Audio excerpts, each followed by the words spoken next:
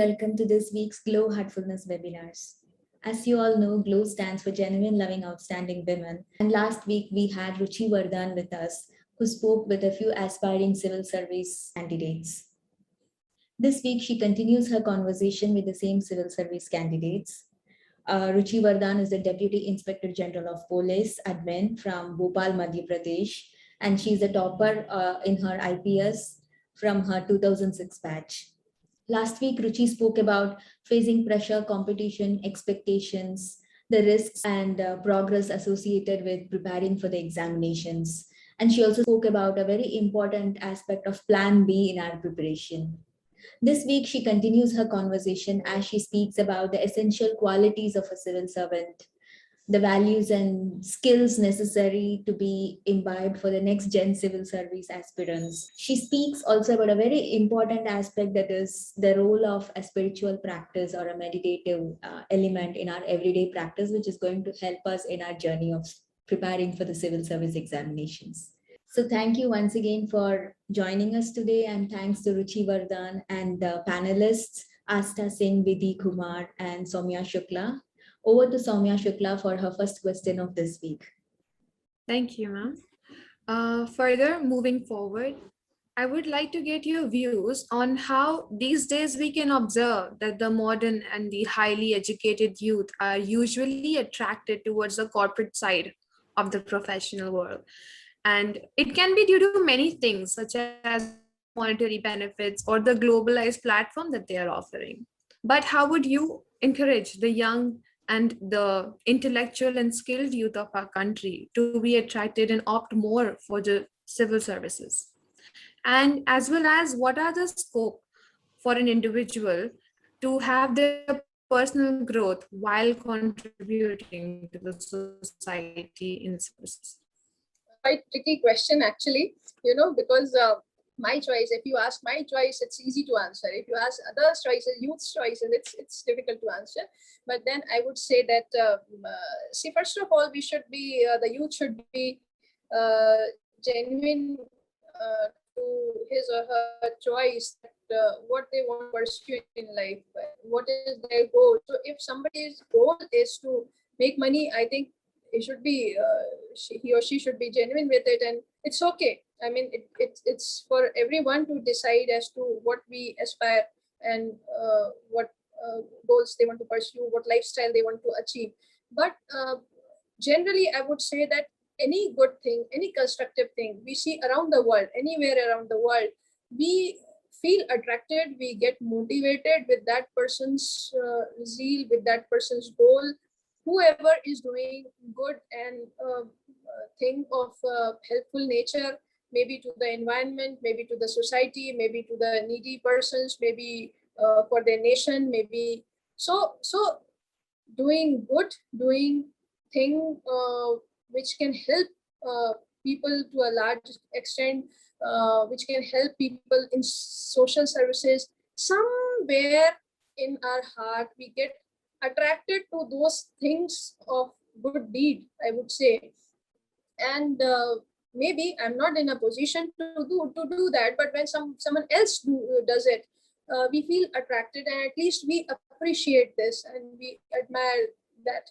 So I think we should take a clue from there as to being in a very good financial position, being in a very charming lifestyle, whether that will help me in the longer run, or that would attract me being there, or doing something maybe worthwhile.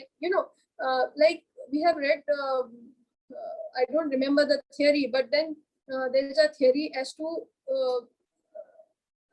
how to derive happiness. Like, happiness lies in what? So when we help someone, even helping someone gives us a lot of satisfaction and happiness. So I think there we should give it a thought as to where my satisfaction lies, where my happiness lies. So if it is to help someone, I think instead of going by what society is offering, what is long lasting, what is of more real worth, what should be giving me true satisfaction. Probably that may guide the youth to go in a particular way. But even despite of giving this advice, I would say it's up to individual's choice.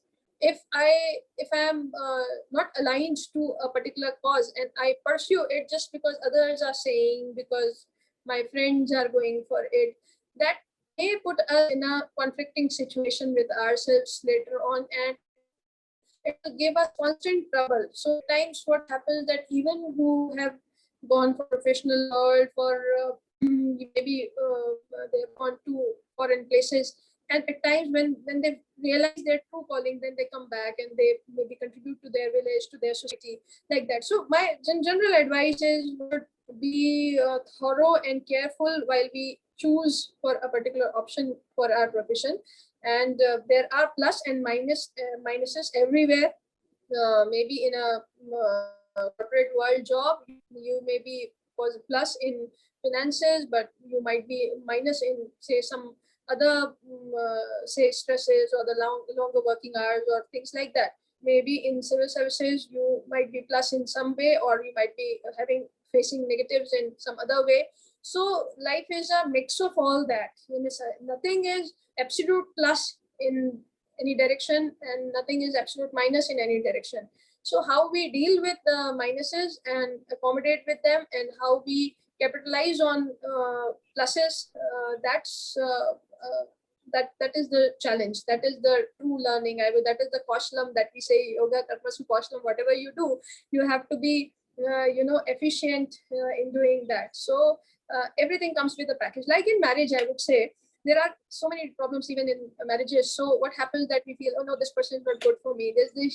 He is bad in this. There's these many things, but we don't see, or we forget seeing where he is good or positive in certain aspects. So everyone comes with a package. Even we are not perfect. I may be good in something, I may be bad in something, but then when we are in a society, when we have opted for a companion in our marriage, then the person comes in a package. So you can't expect that the person would be absolutely good in certain aspects, because we are also not like that.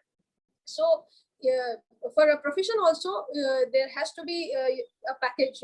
If you are really if you really wish to pursue that career, so obviously those negatives, you would be very confident and happy to overcome them, and you would be relishing the positives that come with that profession. So I think I answered your question, or something is left. It was a tricky question for me.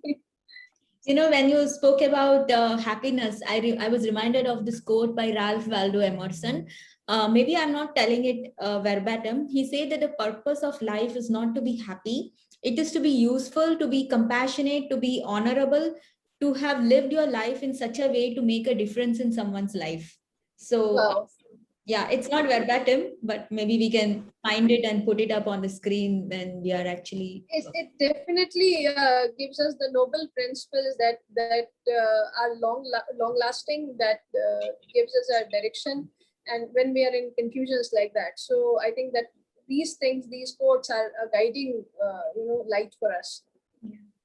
Thank you for sharing this context, context of happiness and purpose versus the life package which we choose or which comes to us. This is a very interesting context, not only just for UPSC aspirants. I mean, I'm really grateful you shared it. Thank you. Thank you. Ma'am, most of the times it is made to appear that our pursuits in personal and professional life are mutually exclusive, and especially for civil services, since maybe the nature of that work is such, it's demanding. So how much truth it's there in when somebody says that, sometimes you have to compromise on your personal life, etc.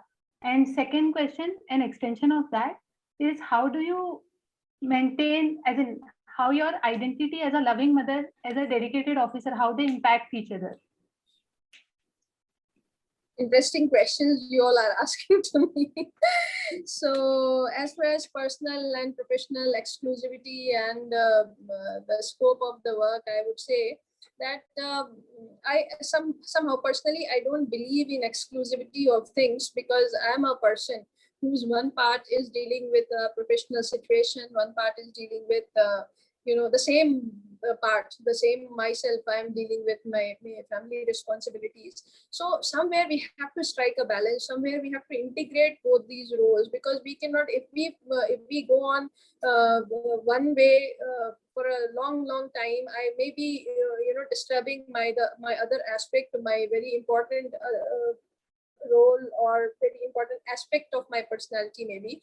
And if I do not do justice with my professional role, and I take care of my family responsibilities and the other way continuously, so probably that would also not help me in the longer run.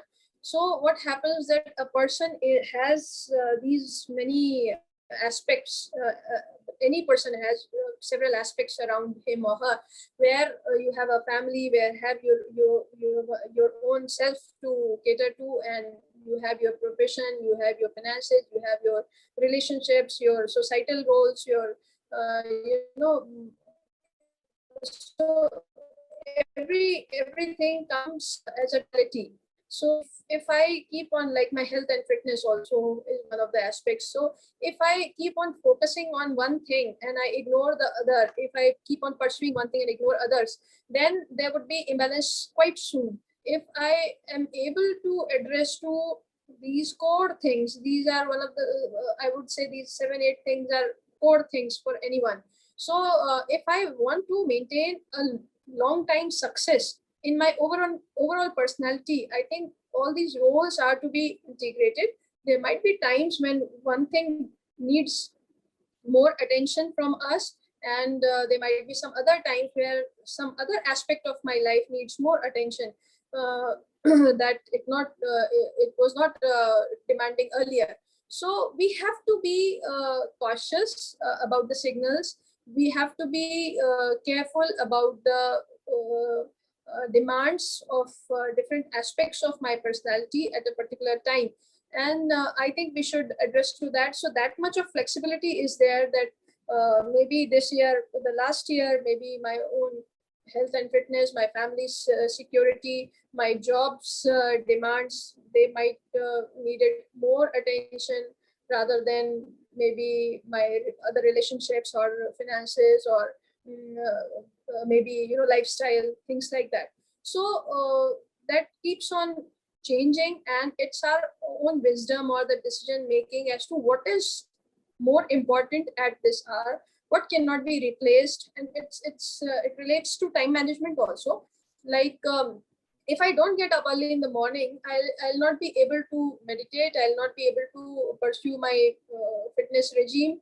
So the morning time needs a particular attention in one aspect. But if I don't go office at office hours, say 10 o'clock, if I have to reach my office and continuously I become late, or I don't make myself disciplined enough to be there on time, so that will hit my confidence in due course. So we have to be prompt and alert as to what is important when, and we cannot segregate all these things, because my personality is a total sum of all these aspects of my life. So how we would find that balance, how would we integrate those roles, I think that is very important for anyone. At times people ask me how you handle your motherly responsibilities, and how you do this and that, and how women do justice with different roles and all. My question to everyone asking this question is it not important for even a male to handle all those responsibilities related to his personality, or the aspects like taking care of the family, or spending time with kids, and balancing the work life balance and all? I think it's important for everyone, not even not for female professional only, but for everyone. I think that gives totality to a person's personality, and balance in life, and sustainability in pursuing our long-term goals, and success in all those aspects. So that is there. I think you asked the later part, you asked loving mother care. Would you repeat that? loving mother. And Yes, ma'am. So my question was, how does your identity, or I'll repeat this, how do your identity as a loving mother, as a dedicated officer, impact each other? oh, that's interesting question. My identity as a loving mother, I think people who know me that I'm a mother to a 4.5-year-old kid, they take it as a when I do good in profession, they feel proud of me, that despite of a very young child, I'm disciplined with my professional responsibilities. I'm genuine with my responsibilities, so they take pride in that, and that sends a signal even for other working ladies, that okay, this can be done, this can be balanced. And my profession gives, I think, my child, she says my mama is police, so she is also happy saying that. And I think any working mother, any working lady who is dealing with professional responsibilities, those situations and all, you get exposed to so many things, you face challenges, and you communicate in your work environment. So all these things give you a kind of confidence that helps the child. Definitely your financial situation helps the child. So it's a beautiful, I mean, I don't take this as a conflict or a burden, that okay, I'm not taking care of the child, or maybe I'm not taking care of my profession. I don't take it that way. In fact, I feel that both these things help me develop further, because my profession gives me a confidence, that gives me a status, a personality that would definitely directly or indirectly would help my child.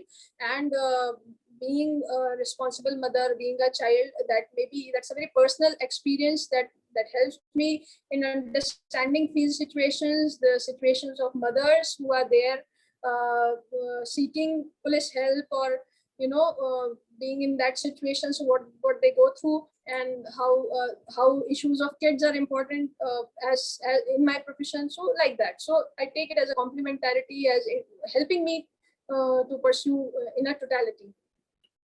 I would like to highlight a very interesting observation here. So the interesting thing is, I was talking with Sister Ruchi earlier, yesterday, day before, before we actually started the webinar, and she was sharing with me how she participated in her child's school activities. And if you don't mind, I would like to share my screen and show you a few pictures. So if, would you like to talk about these, Ruchi? Yes, while you share the screen and move ahead with the slides, I would say that I had to take a interactive session with at my child's school. And since they know that I'm Navisha's mother, Navisha is my daughter's name, Navisha's mother, so, and I have to interact with junior KG kids on role of the police. So I have seen children in KG that online they are not much attracted to whatever is being taught, if it is in a general manner, if in a normal way of teaching. So I made these pictures. So I thought that it's better to like highlight the role of the police. Like this is the motto Deshbhakti Jan Seva, which is given here. It's the MP police motto, and it represents the service and the patriotism aspect. Then in role of the police, it is very natural that okay, one has to catch the thieves or the wrongdoers in the society. So it's an identity of a police station where there's a lockup, there's an SHO, station house officer, and they're writing an FIR. So I try to give some factual information also. And then in other slides, this is the duty of a traffic cop. And then I made these children, I asked these children what to fill as a color to stop, and for stop, and for pause and go. So it's kind of interactive learning with them. So it's just like likewise, there were certain slides. I think the next slide was on a missing child.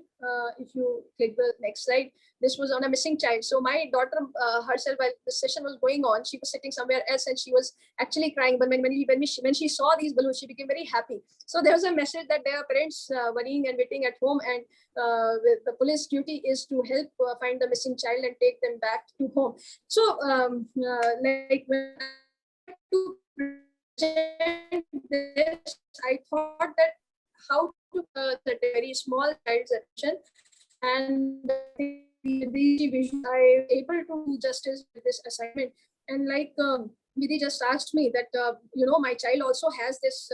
She might not be aware of this right now, but when she grows up and say if I'm called anywhere or if I give an interview, she would also like to like to see me effective in that presentation or that communication. And if I do justice with even with that single presentation, she would be proud of me. So likewise, I feel that whatever is there,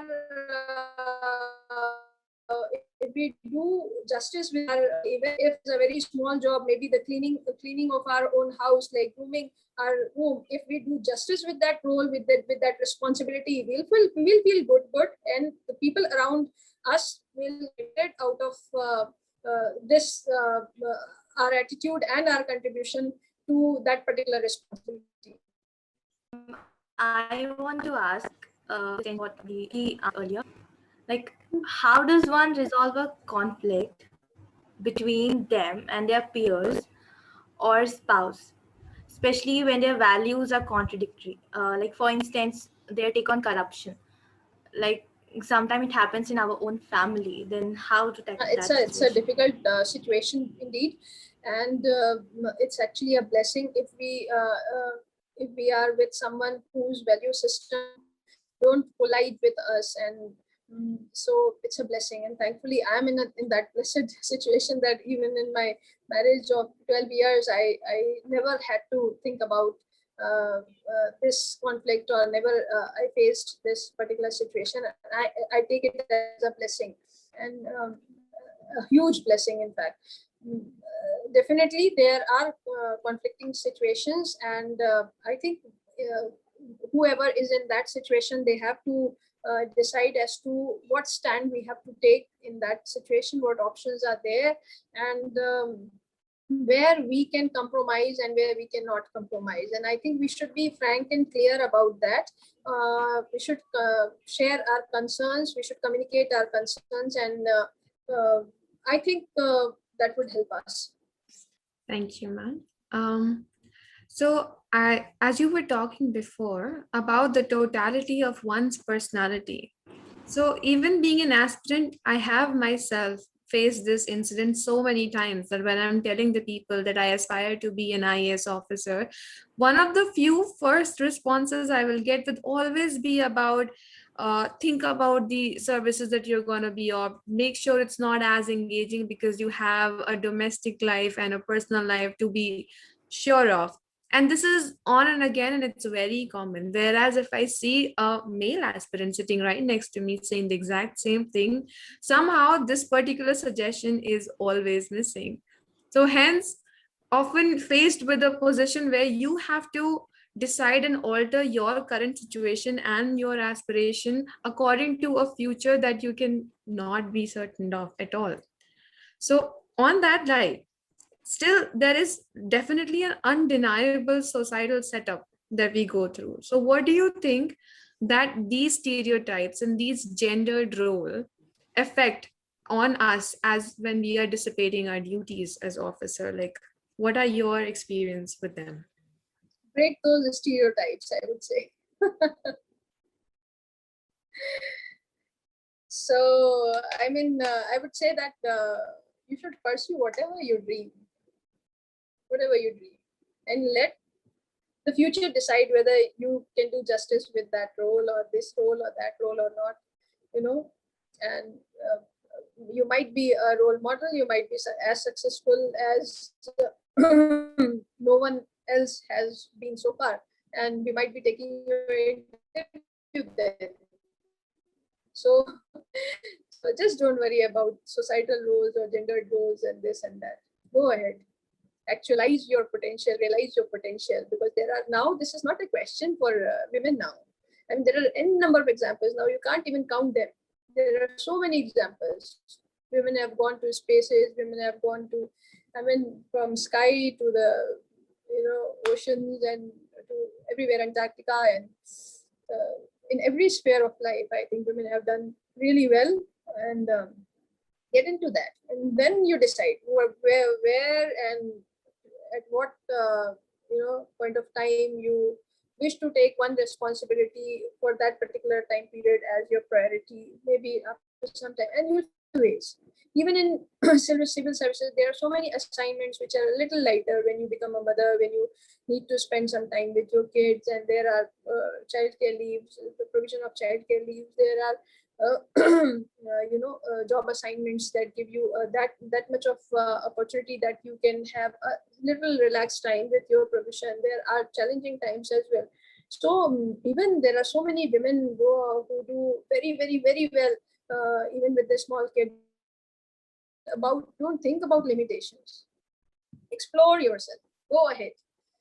So let the society change their own opinion. Okay.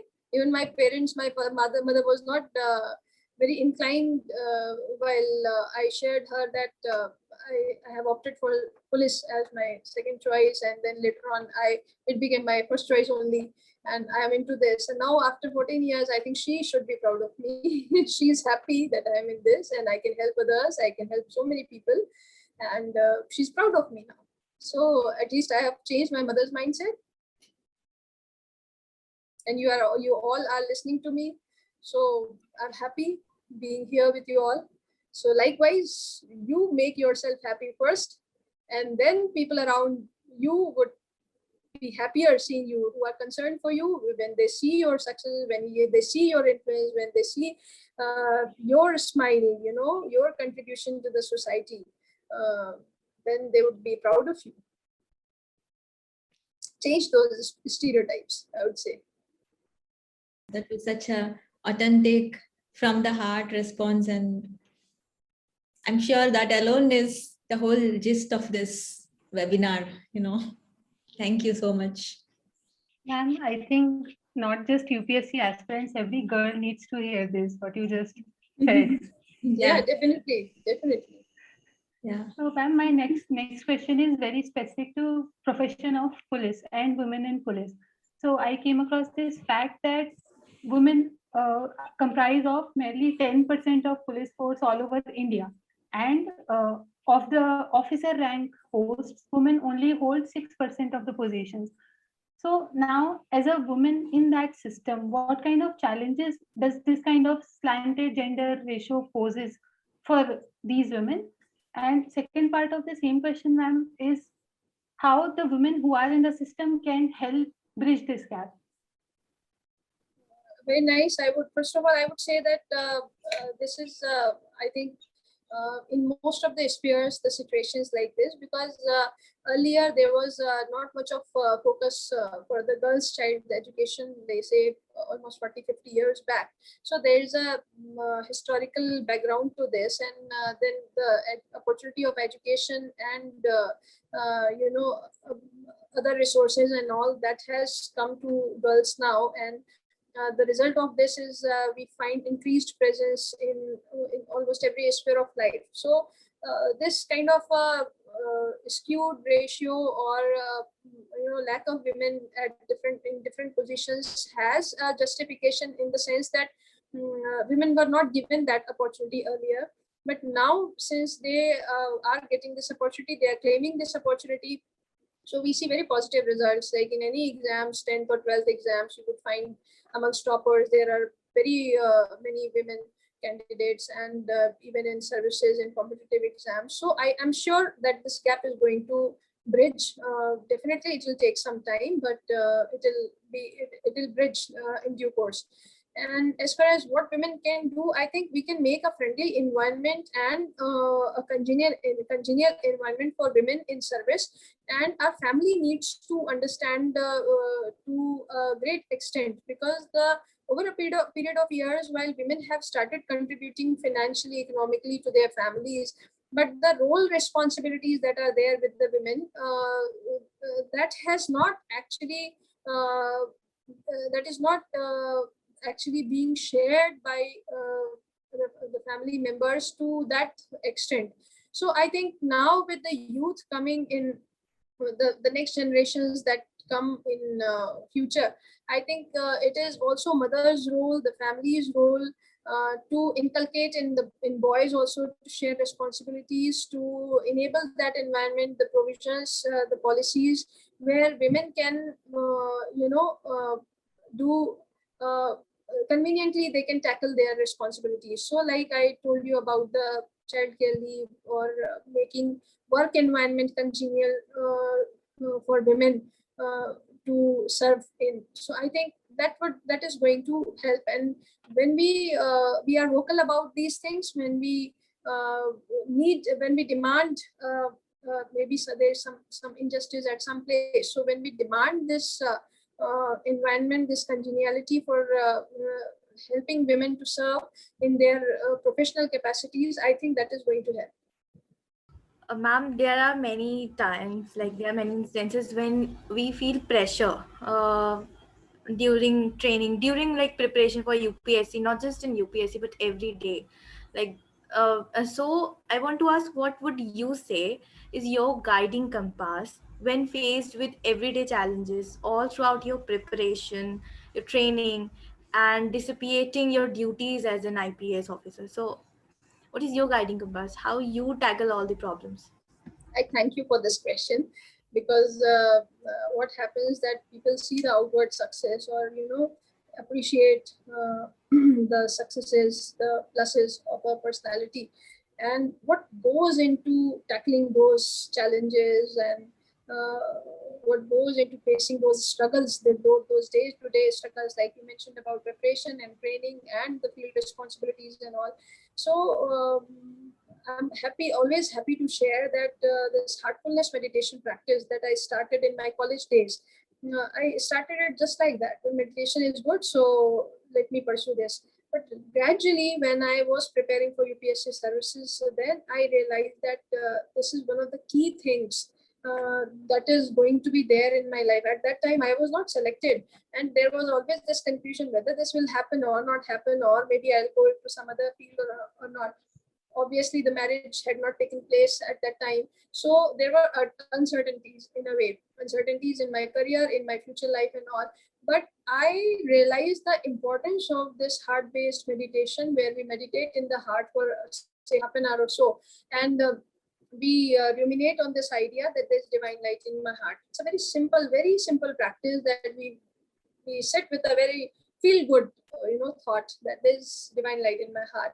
And I used to meditate. I started it with the help of a trainer, and then I did my own practice at my home.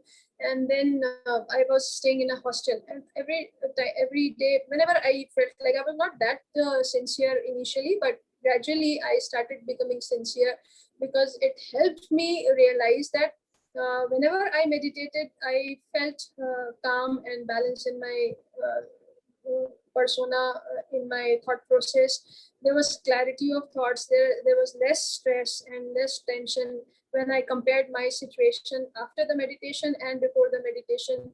So we used to take sittings also, one-to-one meditation sessions as well. And after that session, whenever I faced certain crises, certain confusions, I always felt after the session that it was quite settled. It was quite relaxed now.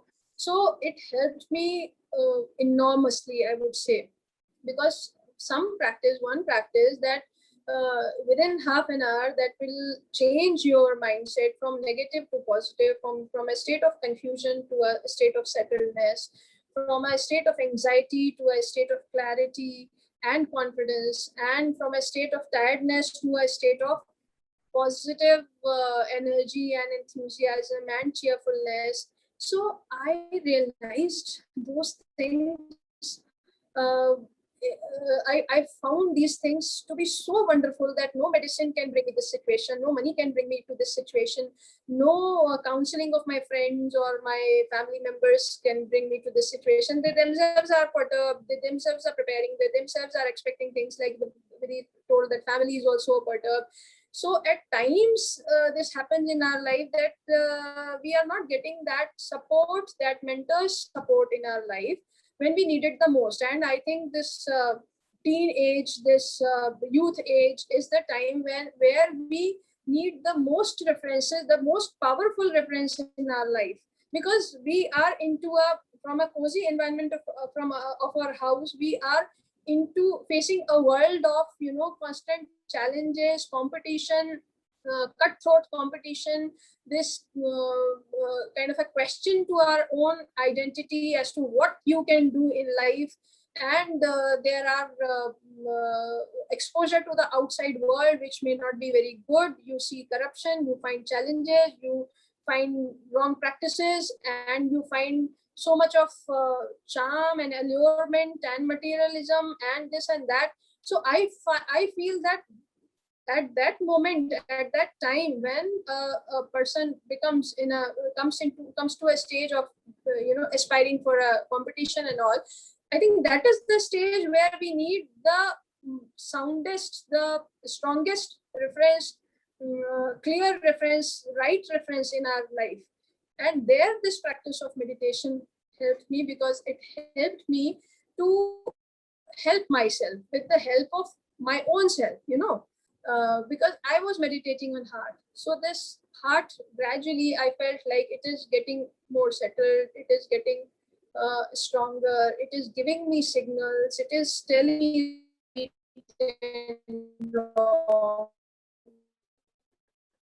from inside our side, it's coming from where, from the outer environment, the external environment, everything is coming as an advice, as a experience, as a confusion, as some some advice, things like that. But then what my heart is telling, whether it is pure or not, whether it can see things clearly or not, whether it is settled and calm to take important decisions in life or not. At times we, but maybe my heart is not clean, maybe my heart is influenced, maybe it is not able to take right decisions. How to identify that? So this practice helped me realize that, now I'm less perturbed with a regular practice. I felt more secure and safe and confident to identify what my heart is guiding me to, and to have that courage to follow that guidance. There are two things. One is to get the right guidance, to catch that. And second is, even if you have got the right guidance, at times we don't have the courage to follow that. So both the things are important. We should be clear in decision making and deep in our understanding of things, in our understanding of our own choices, in understanding as to what my real objective is, what is giving me true satisfaction, what is my core calling, inner calling. It's not of the society, it's not of my parents, it's not of my peers, it's my own calling of the heart. So one thing is to identify that. Second thing is, when I have identified it, then I have to have that inner courage to stand to it and to pursue it despite of whatever is coming in front of me. So we are faced with so many challenges in life, like getting into services is just one step. Once you get into service, you are faced with so many challenges, the field situations, the problems, the doubts, the dilemmas later on. And there too, this guidance, if you learn this skill, this guidance will help you to have courage to follow what you feel fit, what you feel right, and not get perturbed by whatever is happening around. And to be able to face, even if you feel that there are going to be consequences, then you own it. It's okay. That was my decision. I took it knowing that there might be consequences. Certain things, like in our postings, this question also is asked many times, that okay, if you keep on doing this thing, you might get transferred, this, that.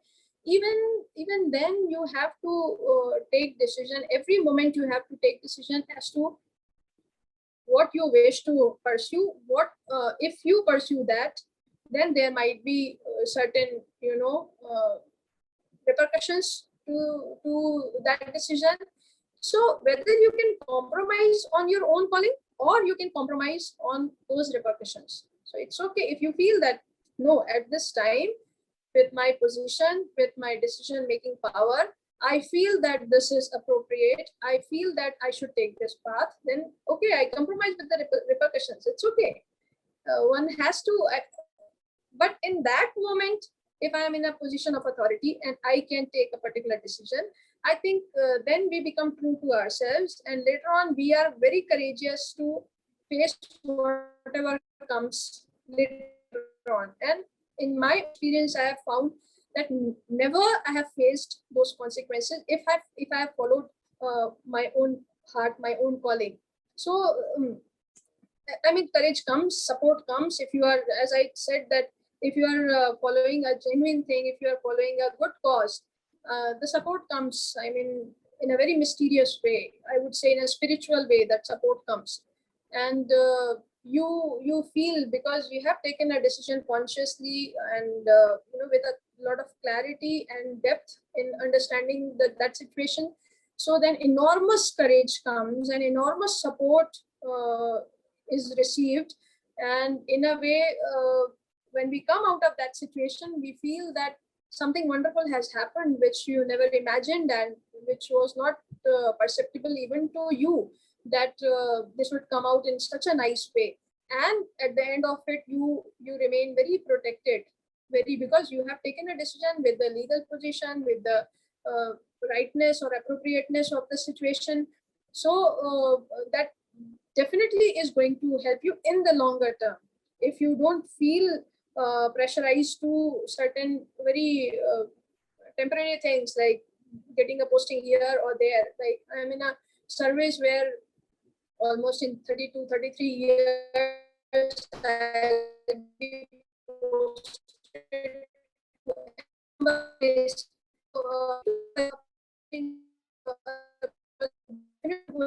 get so many assignments, different postings and all. So I don't feel attached to a particular posting and etc. And I just feel that wherever I am, it's by destiny, it's by my God's will that I am in a particular place or a position, and whatever is being demanded from me in that position, I should do justice with that. So that gives me a lot of satisfaction and absolutely fearless situation, fearless heart to follow whatever I do.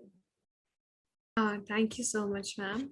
That actually already answers the question that I was about to ask you, because talking in the light of the everyday challenges that we face, definitely one of them comes as dealing with the consequences of our decision. And even when the decisions that we took are, with the best interest at our hearts, and we have put our best efforts in, but somehow the result that we presumed or we were actually working towards is not so, and it is very unlikely of what is the outcome. So how do you advise the youth to face the consequences, or how to get over them, how to deal with the repercussions of a decision went haywire?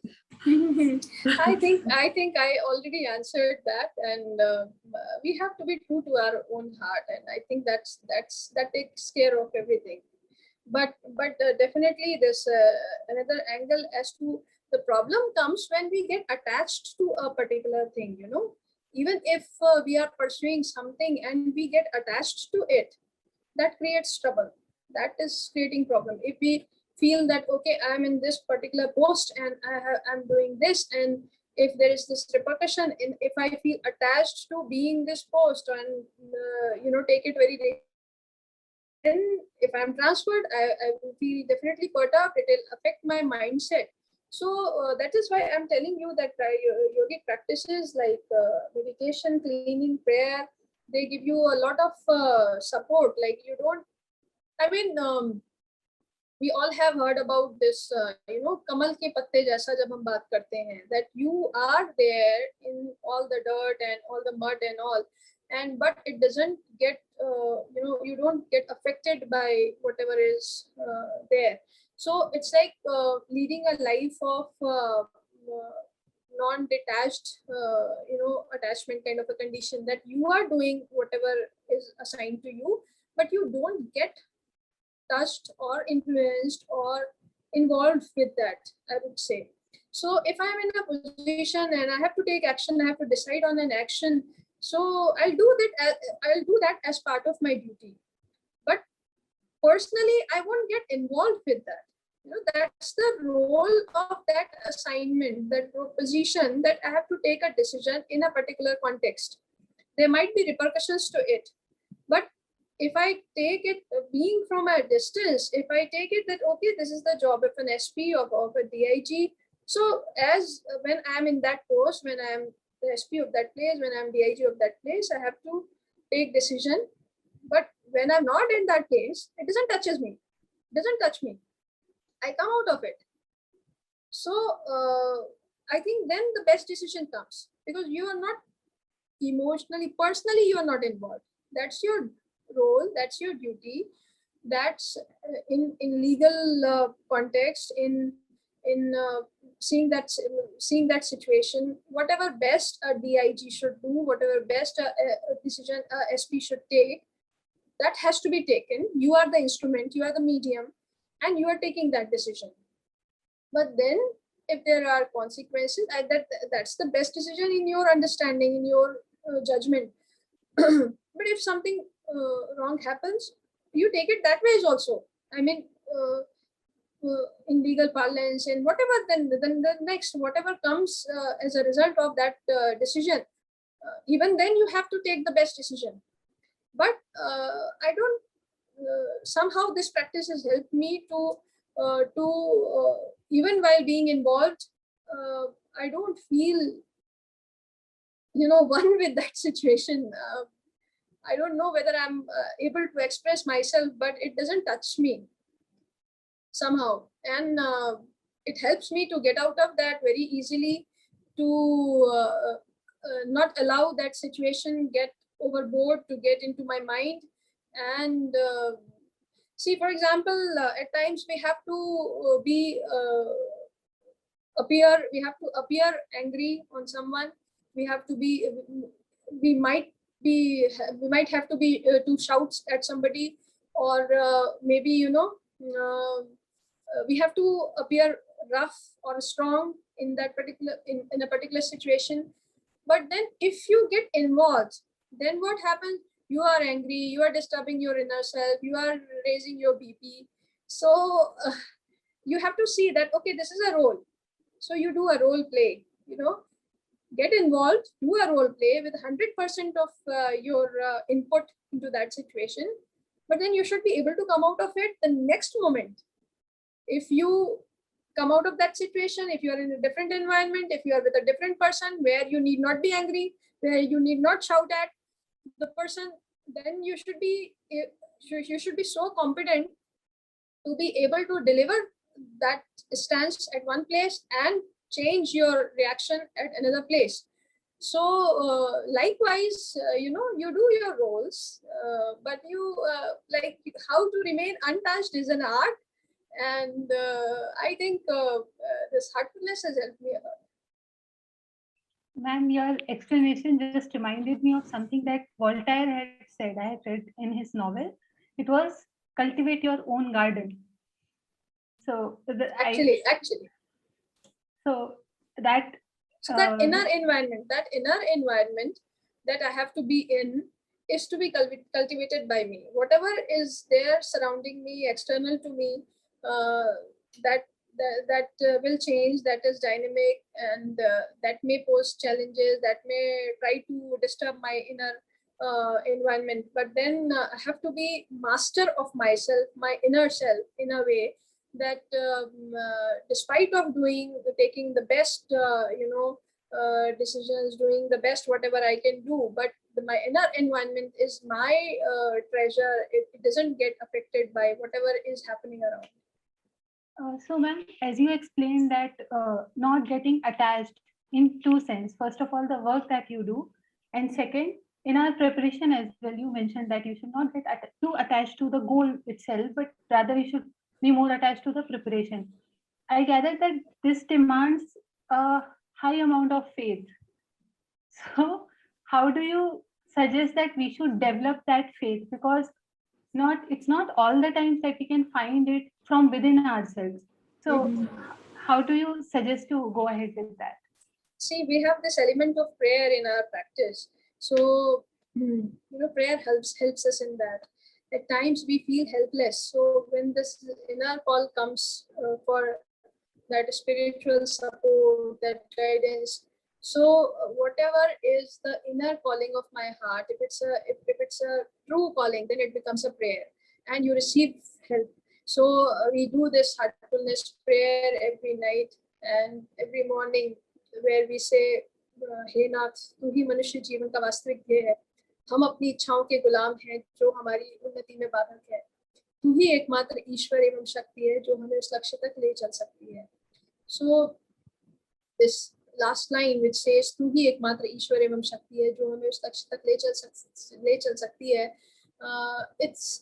it takes us towards, gradually it takes us towards a state of surrender, where we put ourselves as it is in front of that spiritual power, and we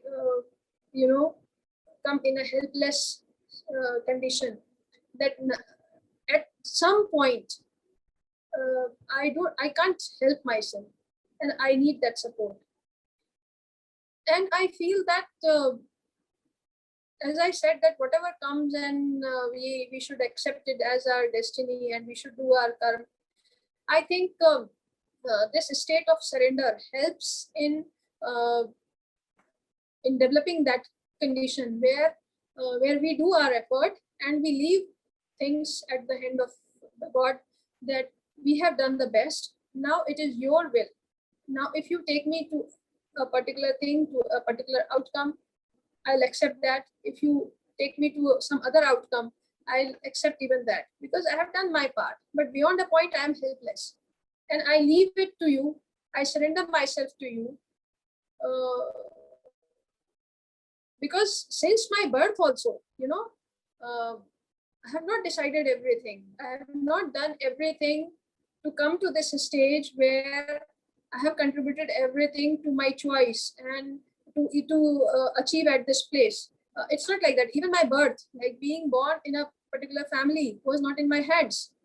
Maybe unknowingly my soul had some purpose, but in my conscious state, I don't know. So, situations have, if we see our life that way, how long we will live, we don't know. And where will we be next year, after 10 years, 20 years, what diseases we might catch. At times, there are so many situations that we are not even aware of, but life keeps on changing, keeps on taking us to a particular situation, and we have to utilize this life opportunity that is there, despite of all the challenges. Like Buddha has seen Janma, Mrityu, Jara, Vyadhi, कि इस तरह की situations जो है वो बुद्ध के भी जीवन में है, सबके जीवन में है. So when it is in everyone's life, so there is nothing very special about it, nothing very disturbing about this. It's okay, we have taken birth, we'll die one day, we'll get sick of certain things, we might see poverty or riches or things like that. So we have to see that these things, these material things, these ever happening, ever changing things that are there in everyone's life, then why are we so particular about these things? That I have to get to this place, I don't want to go there, I have to get married to this girl. I mean, it's there for everyone, something good, something bad, something more in number, something less in number, less in quantity, something early, something late.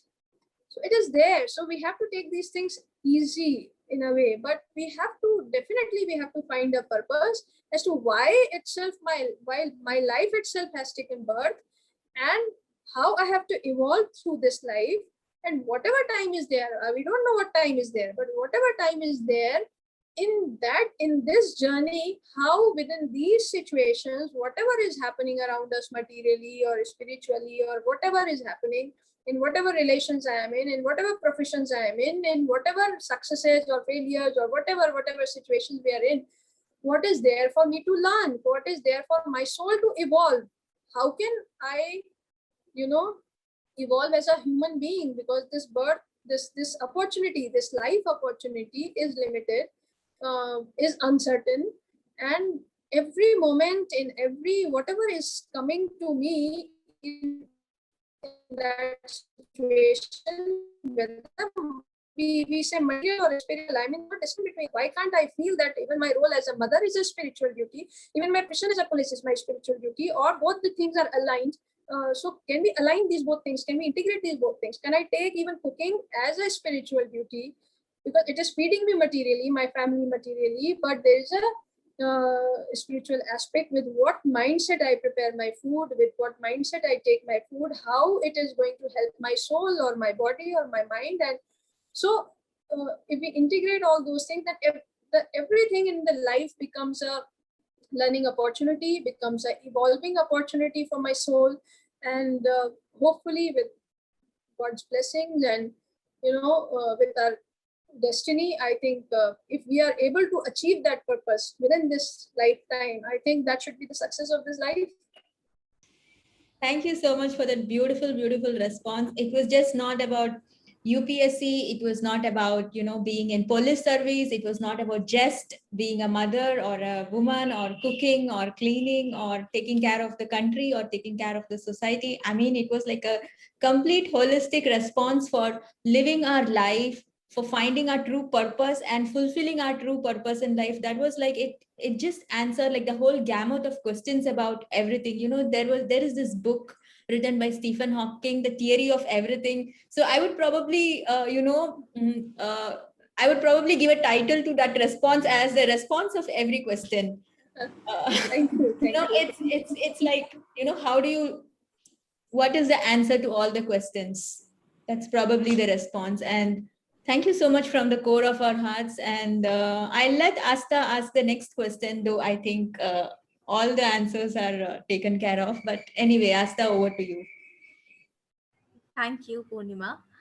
Okay, so ma'am, it's been 14 years now. You have been in the service, and in these 14 years, many things have been changed. Like new technologies has come up. Now everything is new. So I want you to ask, what are some values and skills that were not needed earlier, but are essential for the next generation of civil servants? Like they should have that in them. So Asta, you asked about values and skills that are required for future generations. So I believe that values are something which are universal, and especially for civil services, there is a lot of expectation and demand from civil services. So its ethos and values, I think, are the same, that we have to keep our nation united, and we have to serve the value of service, serving the fellow brothers and sisters, that is there. And how we can be transparent and honest and fair in delivering in delivering this service is one of the values, and I think remain even in future generations, because wherever this government service delivery is concerned, it's for every citizen. So it has to be fair and transparent, and there is a demand of democratic values. So I think it's going to be the same. The technology is helping us now, that in future generations, a big role in manner we take decisions, those decision making processes. So I think that one has to be adapted with, and how we can apply this technology to ensure that these values are served. That is, I think, that is going to where we have to put our mind into. Thank you so much, ma'am. You have genuinely given us such a holistic approach towards our preparation, and I'm sure everyone who will be watching this will greatly benefit from this. So my last question for you this evening would be that how do you think the society can benefit from the guidance of having a spiritual leader? Like, do we need a spiritual leader in our society? We definitely need a spiritual leader, in the sense that there has to be a guiding light in difficult situations, when we are not able to take our own decisions because of certain influences, when our decision making is blurred. Then the spiritual wisdom helps us to clarify our decisions, to put the picture in the right perspective, because at times we get influenced by whatever is happening around, and we might need some external help. So especially Indian spiritual systems have been blessed with the guidance of its masters, and these are universal guidances, because when we think about unity in diversity kind of a thing, or I would say universal oneness, every spiritual faith has or the spiritual master has pursued this has actually come out with this guidance of a spiritual universal oneness, where we overcome the differences in terms of caste, creed, region, sex, gender, and the whatever we see as a human being, as a person, as a male or female, as a society, as a caste, belonging to a caste identity. So I think there comes the role of spiritual masters, where they have helped us to see what is beyond those identities. In fact, what is our true identity as a human being, and what should be referred to when we take upon these yogic practices. It helps us to associate or to understand our true identity as a human being, as a soul, as a part of that ultimate, which is there in everyone, wherever we go. So even this concept of a nation, I would say that when we talk about spiritual oneness, when we talk about universal oneness, then even this concept of nation or our country or patriotism, even that is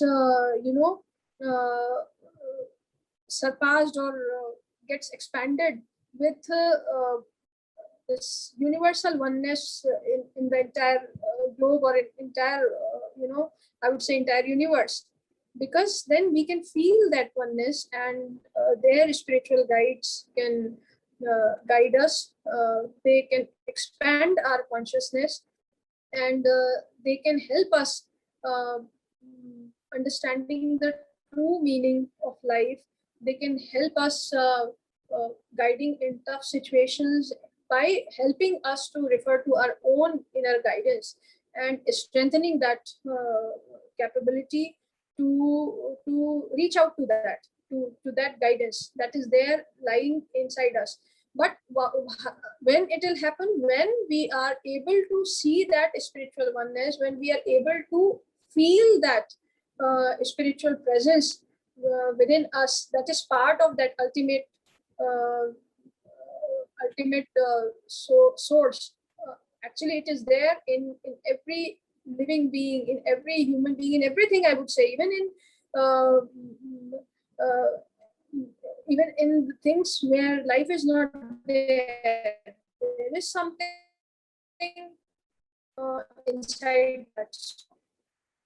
How we see ourselves in that aspect, how we identify ourselves, and how we associate ourselves with whatever is around us. I think spiritual guides, spiritual masters can help us develop that consciousness where we can dive deep and see that reality, and the remembrance of that reality, how we can execute our functions, our assignments, our responsibilities, having the remembrance of that identity. See, like as a police officer, if I am to take a decision in conflict with when there are two persons in conflict, and I have to take a decision, then what is guiding me to take a decision in favor of one or the other? How I see that situation, and what guides me to to take that decision. Because when I see that spiritual oneness, even if with the two conflicting persons, then what should be the guiding factor to take that decision? So definitely I have to see deeper in the entire context, and seeing them as one with myself, or as something like me only. If I am in their position, if I am in in any of them, if I am in the position of any of them, then what would I expect from this? So if we are able to see that in every person around us, I think that that decision making becomes easy. So I would say that the role of the spiritual guide is to help us understanding that true reality, and helping us to pursue that goal. So like in any skill, like in any learning, we need the help of a trainer, a guide, even if we have to learn, say, swimming or cycling or something or anything. So we take help of that person. So if that guide is available in any practice that one is pursuing, if that sort of a guide is available who can help us learn these skills, and who can help us expand and we understand of ourselves. It's like getting strengthened by that master, that guide. I think it's to receive a lifetime opportunity. I mean, to be in this life, to have that zeal, or to have that aptitude to pursue a spiritual path, and to have the help of such a master, such a guide. I think it's a rare combination, and we should not lose this opportunity. As we draw to a close of this webinar, what would be your concluding thoughts, or what would be your concluding words of wisdom for all the youngsters who have joined here?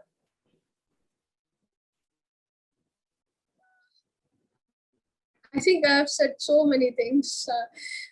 My concluding thought would be to be natural and be true to our own self, the self that is that we work to refine further every day. So since I follow this heart-based practice, so there's always this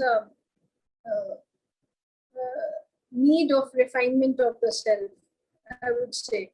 So while it is important to follow oneself, it is even more important to ensure that the self is refined, and then it is followed. So one has to invest time and energy and enthusiasm to refine oneself. We cannot expect that we don't do anything and everything falls in place. It's not possible. So we have to invest time for ourselves, and UPSC is one thing. There are n number of things in life that come every day with every kind of situation and every kind of roles. So if that inner guidance is clear and pure and refined, and we invest time in ourselves, I think that strengthens us to deal with any situation, be it UPSC or anything in life. Thank you so much. That was like, I have no words. I don't know what to say after that. So that's like the success mantra for all of us. Thank you so much, Ms. Ruchi Vardhan. This has been a very wonderful, beautiful time with you. And I request all the participants of this webinar to share any unanswered questions, if you may have that, in the comments below, and we will ensure that Ms. Ruchi Vardhan answers all your questions. But I don't think so after this exhaustive conversation.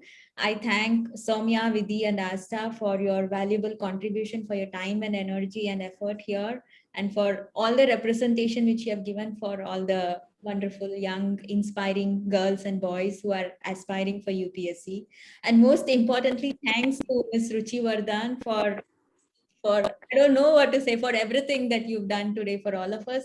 And my deepest, sincerest gratitude to Daaji, the global guide of heartfulness, for this idea that, let Ruchi Vardhan answer all your questions, and for this idea of the webinar today to share the journey of IPS, which she has undertaken in a male dominant profession. And this being GLOW webinars, which is an acronym for Genuine Loving Outstanding Women, which is focusing on, women's aspirations, a women's role in society, a women's contribution to humanity for the future of humanity.